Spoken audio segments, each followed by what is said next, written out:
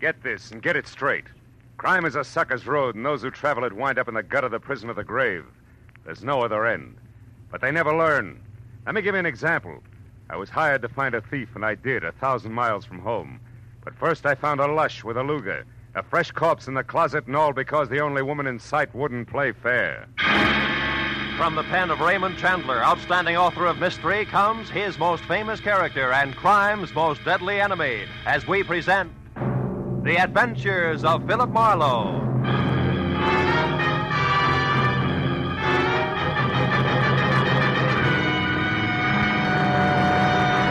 Now, with Gerald Moore, starred as Philip Marlowe, we bring you tonight's exciting story, The Unfair Lady.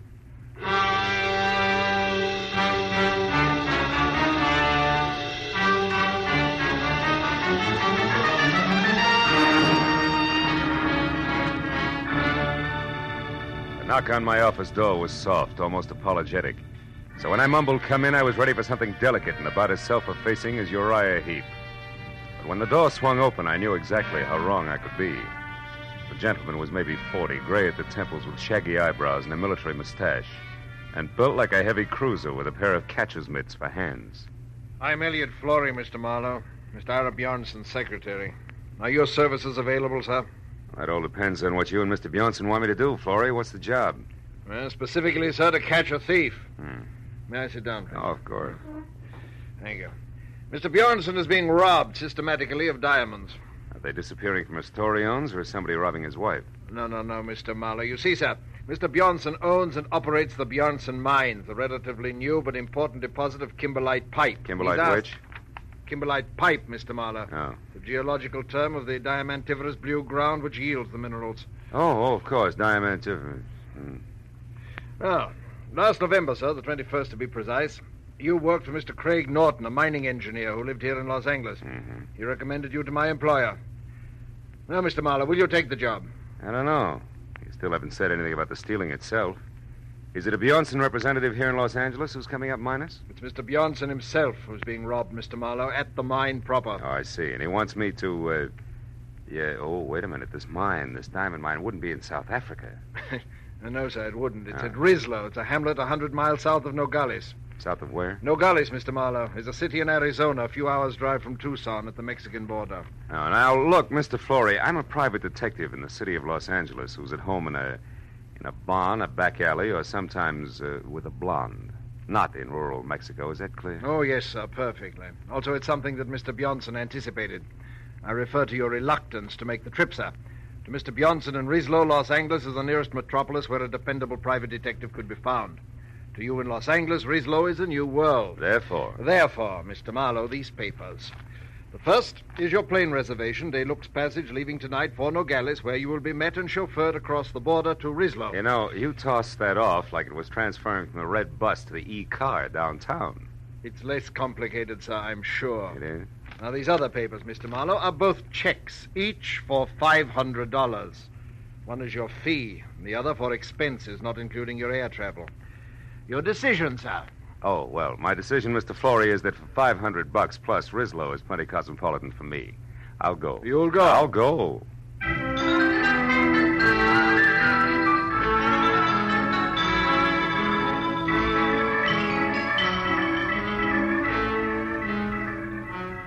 At 8 the next morning, we dropped gently out of the clear sky over Nogales, where I was met by a short, round Mexican who ushered me into a car labeled Bjornson Mines, and suggested that I sleep for the next 3 hours, which was the travel time to Rislo, 100 miles south.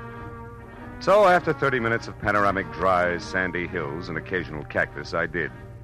When I woke up again, it was better than noon, hotter than Hades, and we were parked at a filling station in Rislo itself, which could have passed for home if you happened to be a prairie dog. It wasn't until I had my eyes wide open that I realized that the man leaning on the running board inches away and staring at me like my eyebrows were on upside down was not my driver. He was shaggy hair all around an unshaven, unpleasant face that was home to a pair of warted eyes that said he was drinking himself to death. And when he talked, I knew it was on cheap rum. You're the new mining engineer, maybe? Yeah, I didn't know it showed. Since you're an American, that means you gotta be an engineer. Oh. No other Americans come out this way. I'm American myself, you know, from Philly. Good old Philly. Yeah, it's a great town. What's for sale? Hot transits? No, just being friendly. Name's Calder, M.J. Calder. I'm staying over at the Granada Hotel for a while, first floor rear. Why don't you look me up some night, any night along about 8? I used to be an engineer myself. Might chew fat a while. Yeah, we might do that. So, well, I'll look forward to it. So long, pal.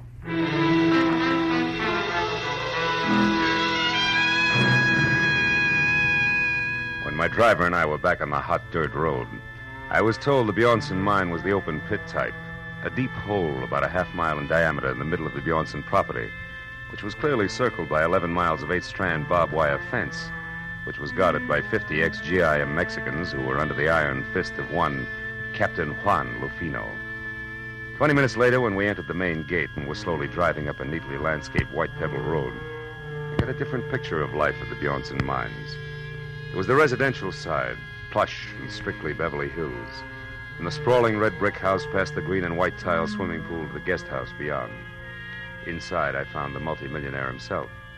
It was a bald 50 perspiring and shaped like a bowling pin. At 10 o'clock last night, Marlowe, it happened again. $5,000 worth of stones. The 7th robbery in as many weeks, excluding, of course, the usual trickle. The usual trickle? $1,000 or maybe $2,000 worth a month. That stealing nobody can stop. The natives, the guards, visitors, everybody. But most of them we catch, Marlowe, because in the first place, our policing is very thorough. And second, to steal a rough diamond is one thing, but to get rid of it is something else again. Well, tell me, Mr. Bjornson, these big thefts you're concerned about, do they all have anything in common? Yes. 2 things, Marlowe. They always occur at night, and they are the work of somebody who knows my habits and has a good knowledge of the inside of my house. The big safe is never bothered. It is always some drawer or cabinet where I am keeping stones temporarily. I see. And, Mr. Bjornson, has anybody ever seen this thief? Last night, Helen Austin saw what could be the man running through the grounds at about 11 o'clock. She said he was tall with a lot of wavy hair. She said that he was not the Mexican. Oh, by the way, Marlowe, Mrs. Austin and her husband are staying in the guest house where you will be put up. He works for you, Mr. Bjornson? No, Kelly Austin has a mine of his own about 5 miles from here. Smaller than ours, but rich, nevertheless. Oh, this will be Captain Lufino. Don't mind if he appears unfriendly, Marlowe. He considers your presence here a personal insult. Come in. You wish to see me, Senor Bjornson? Yes, Lufino. This is Mr. Marlowe, the detective. Ah. When Senor Flore came back this morning, Senor Marlowe, he spoke very highly of your reputation in Los Angeles. Mr. Flore only talked to my friends in Los Angeles, Captain. Now, Mr. Bjornson, you were telling me about the Austins. Yes, they have been with us for 2 or 3 months now, while their new house is being constructed at their own mine. Their last place burned to the ground. I would suggest, Marlowe, that you speak to her as soon as possible. Also, the captain here will tell you of some evidence that he found here on the ground last night. No, Senor. It turned out to be nothing. What kind of nothing, Captain? A fountain pen, yes. It belonged to one of the office workers. Senor Barneson. Yes? Did you tell him about that Nat Campbell? Oh, no. Marlowe, the International Diamond Exchange keeps us advised of the movements of the bigger black marketeers whenever possible. 3 days ago, we were told that a man named Nat Campbell, an American who was at one time an engineer, has been operating in Mexico close to the border. Is there an accurate description of him? No. Anything else you have to know, Captain Lufino will take care of you. Also, I am sure that the captain will be glad to show you to your room at the guest house. Sir, it will be my pleasure to assist Senor Marlowe in any way I can. This way, Senor, please.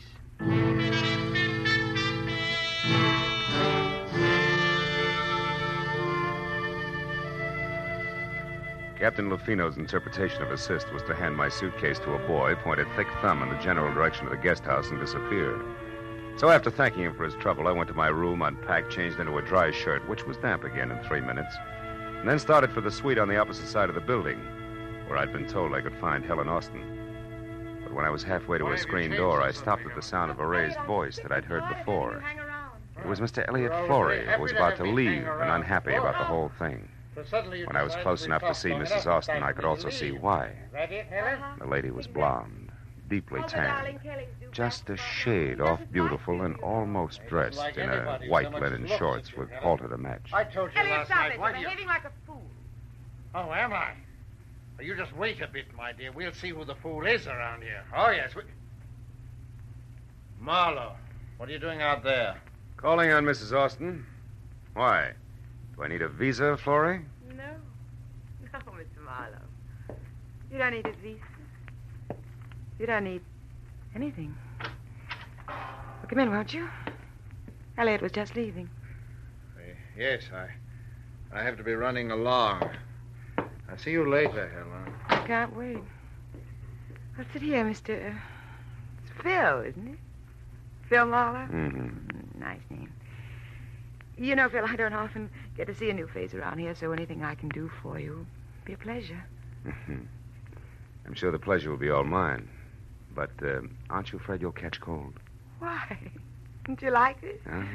I made it myself. I do most of my things, you know. Regional styles are too far behind New York to suit me. My husband, Kelly, says I'm clever. Better than that, Helen. Kelly, what? You're resourceful. You startled me. Darling, this is Philip Marlowe. I know. Ira told me you were with us, Mr. Marlowe. Can I be of some help, possibly? No, not at the moment, Mr. Austin. Right now, I'm only interested in knowing if your wife here can add anything to a description of last night's stranger. Can you, Mrs. Austin? Why, no. If there were anything else outstanding about the man, I certainly would have told Ira. No doubt. But what about the run-of-the-mill things? His dress, the way he walked. Like most men, Marlowe, he wore one pair of pants, one shirt. He had only one head. Also, like most men, he smelled of liquor. Rum, maybe? We all drink rum here. How about joining us in some after dinner? Long about 8? Thanks, but long about 8, I've got to be back in Rislow to see Mr. Calder. Ever hear of him, Austin? Why, no. Should I have? I don't think so, no. He'd have very little in common with you people, with one exception. Which is what, Phil? Rum, Mrs. Austin. He's crazy about it.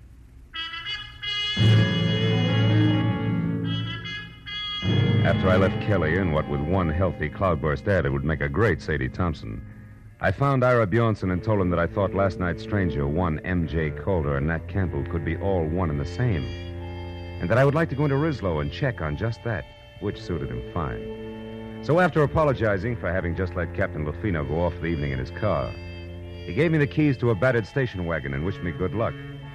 4 hours later, when it was dark and I was in Rislow and walking the dirty length of the ground floor corridor of the Granada Hotel, which was darker, I had a feeling I was going to need it. Yeah? Who is it? Marlowe Calder, the new man at Bjornson's mine. Oh, fine. Be right with you. Yeah. Didn't expect you to take me up so soon. Yeah, well, you know the mines, Campbell. One's just as dull as the next, huh? That's right.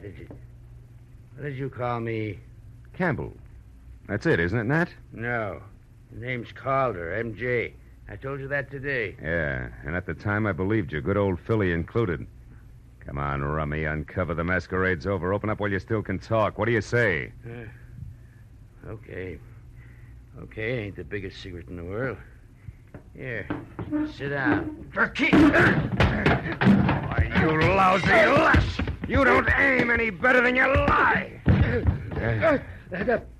I had enough, I tell you. All right, we'll see. Now, come on, get up. We'll start all over again after we check you once. The kind usually has a nasty Luger tucked away someplace. All right. Now, what do you know about... Hey, Campbell, that stuff over there seeping under the closet door. The color isn't right for rum, brother. It's too red.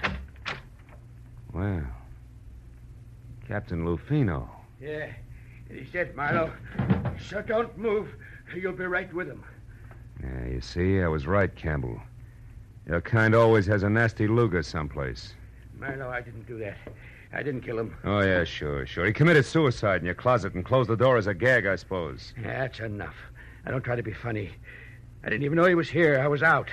When I come back, I found him. Campbell, that line retired with a flintlock rifle. If you hadn't parboiled your brains in fusel oil, you'd realize it. But it's the truth. I'll tell you what the truth is, cousin. Lufino had a piece of evidence that tabbed you as being out at Bjornson's mine last night at 11 o'clock.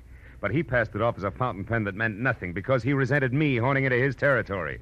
Then he came here alone to put a pinch on you and get the credit. Only you dropped him instead. That's a lie. And I can prove it by the best witness in Mexico, next to Bjornson himself. Who are you talking about? One Mr. Elliot Flory, that's who. I was in the Cafe Quilota last night at 11, and Flory saw me there. No dice, Campbell. Flory didn't get in from Nogales until this morning. You're pretty seedy for a big city boy. Yeah? You can check the bartender at the cafe and see if I'm not right. But right now, I'm going to put you away so I can get out of here. Now, turn around, walk slow. Out the back way and down the stairs. Go on, move. What are you going to make my murder look like? Robbery? Don't act so brave.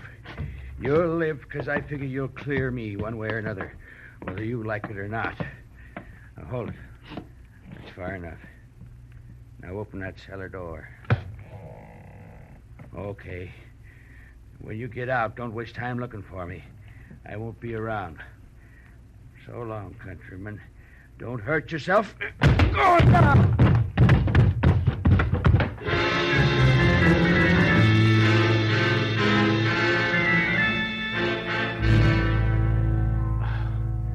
The cellar was as light and wholesome as a Parisian sewer. Even with the help of several generations of termites, it took a half an hour to break out. When I got upstairs again, it was deserted except for the late Captain Lufino.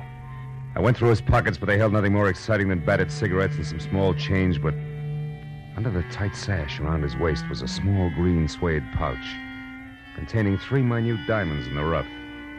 I began to see what Bjornson meant by the usual trickle. Everybody, including the chief of his own guard, seemed to be in on the act. I dropped the pouch in my pocket and headed for the Quilota Cafe, where 2 American bucks and a nasty snarl at the bartender brought me the fact that Elliot Flory actually had been there last night. Had waited 2 hours for somebody who didn't show up, and then left. That made my next stop the mine. So I bounced the station wagon out of town, back to Bjornson's house, and started in.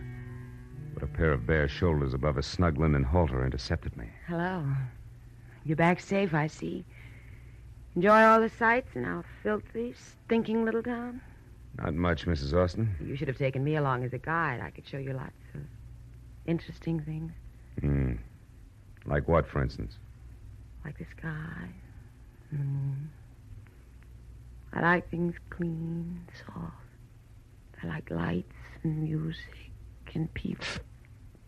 I like you, Marla. Save it.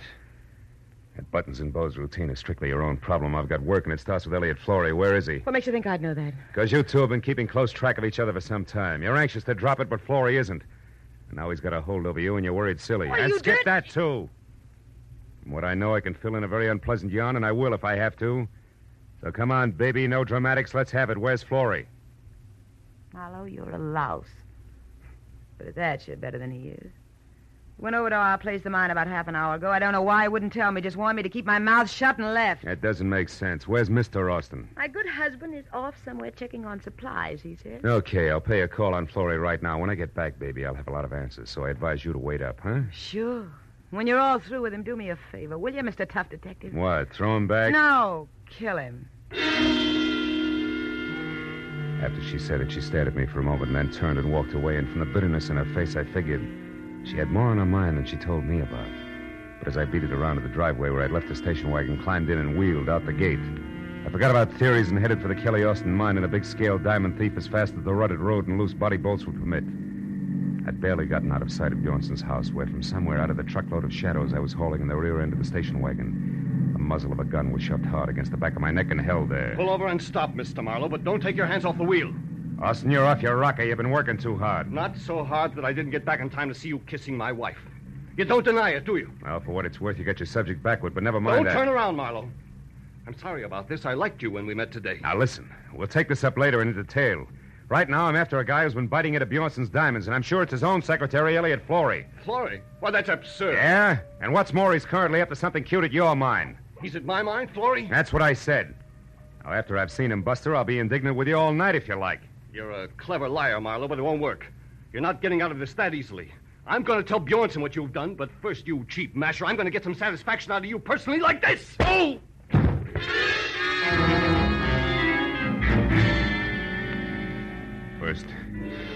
First one side of my head, and then the other exploded like Roman candles. I fell a long way out of the car door to the road. When I finally stopped falling and started back to my feet, I had a double handful of Mexico in my mouth. All the rest of it I could see looked big and black and deserted. The station wagon was gone, and so was my enthusiasm, and the picture of Marlowe on foot in the middle of the Mexican mountain looked pretty stupid. I trudged back toward the house. But I stopped as a pair of headlights swung out the gate and slashed down the road at me. Came to a sandstorm halt. Marlowe! Marlowe, what happened to you? It's a long story, Mrs. Austin. The less you hear about it from me, the better for all of us. What do you mean? That Kelly, your husband, was watching when you wanted to show me the Mexican sky and the moon up there at the house. He was just a teensy bit irate about it. Oh, is that all? That's enough. What about Florrie and the mine, Marlowe? How should I know? When I got tangled up as a heavy in this corny gaslight melodrama, Wait a minute. Did you put that jacket on since I saw you last? No, what's the matter? Come over here in the light. Come on! Sure. Now, listen, Helen. You told me once sewing was your hobby. Did you happen to make this item yourself? Yes, Simon. What's so important about that? Now, hunt your long shot, but if it pays off, I'll catch both a killer and a diamond thief. I'm going to borrow your car, beautiful. Wait a minute. I'm coming with you. No, you're not. I've got to get Florrie and stop a murder, and that takes a different kind of speed than you've got. So long, baby.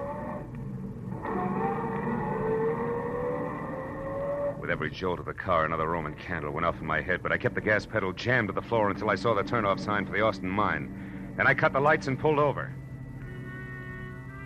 It was 400 yards up the side road to the gate where a Mexican sentry in a battered sombrero leaned against a post on a barbed wire barricade.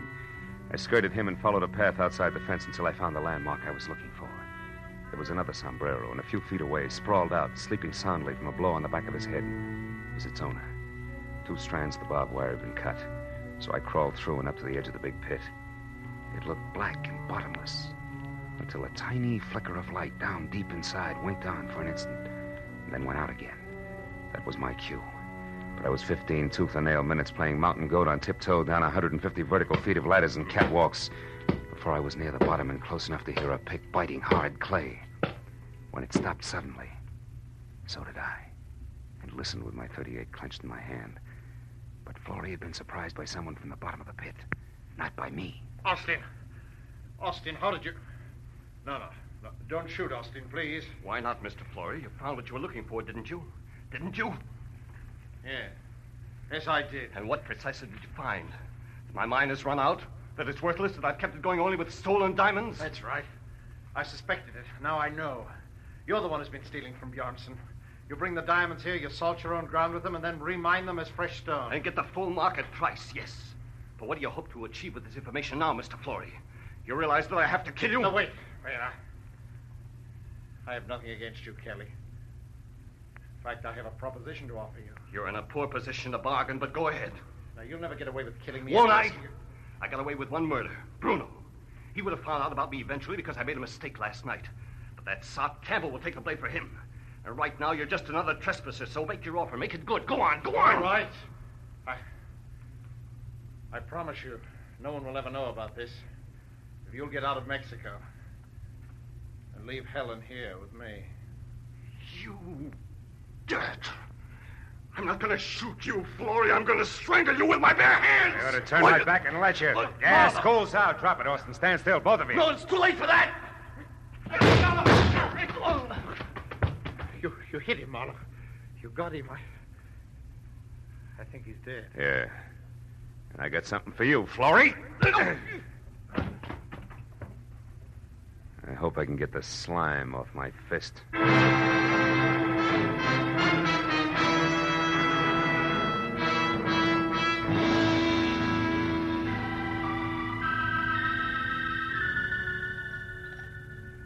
Please, Marlowe, pour yourself another here. It'll help your headache to go away. Oh, thanks, Mr. Bjornson. It's cooler out here than it was inside. It's better now, thanks.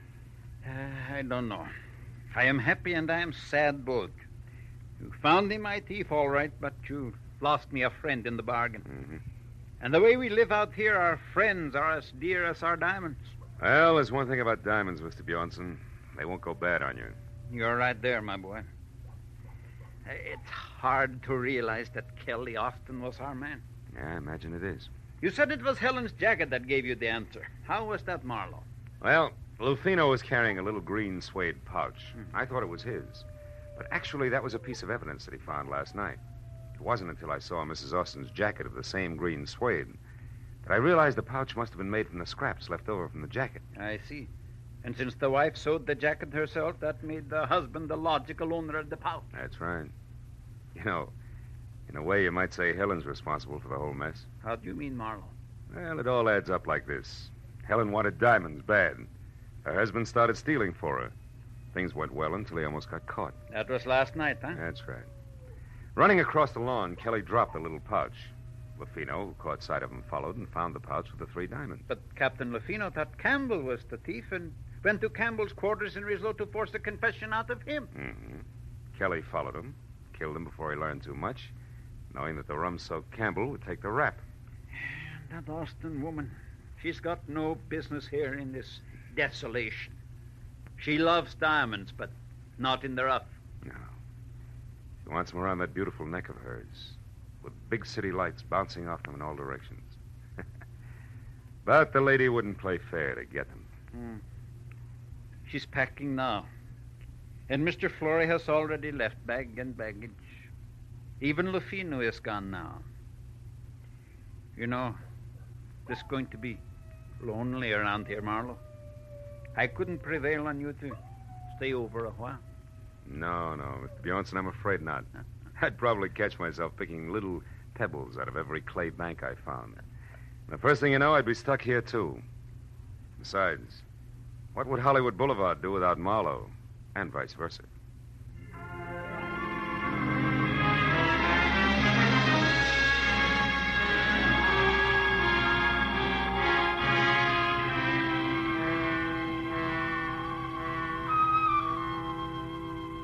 When the driver who was taking me back to Nogales was finally ready, and we started out of the mines, I took a long last look down into the gaping, dirty, lonely pit that was the Bjornson Diamond Field.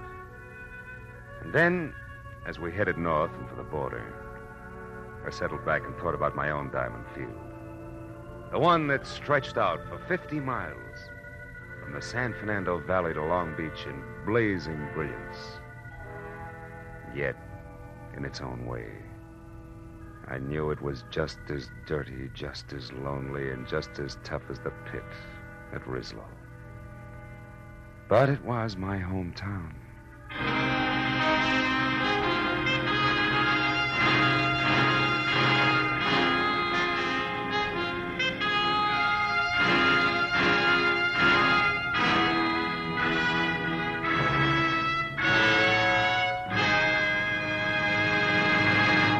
The Adventures of Philip Marlowe, created by Raymond Chandler, star Gerald Moore, and are produced and directed by Norman MacDonald. Script is by Mel Donnelly, Robert Mitchell, and Gene Levitt. Featured in the cast were Parley Bear, Betty Lou Gerson, Hans Conried, Paul Dubov, Wilms Herbert, and Nestor Paiva. The special music is by Richard O'Runt. Be sure and be with us again next week when Philip Marlowe says... She had soft brown eyes and an accent, and she came to town with a job to do. But before it was done, death had struck 3 times. Then she was gone. And all because of 30 drops of pigeon's blood worth $50,000.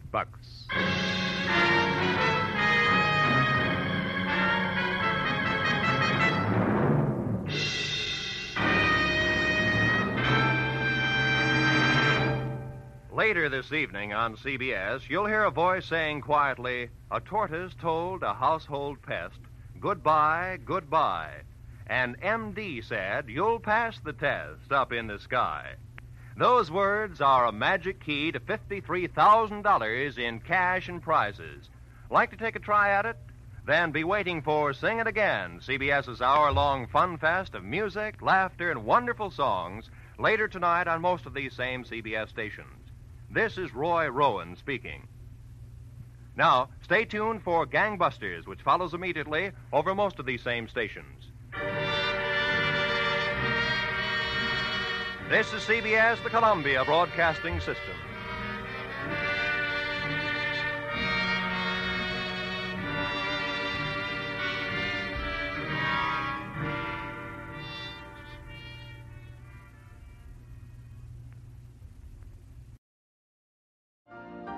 You've been listening to the OTR Gold Network. Find more classic radio at otrgold.com.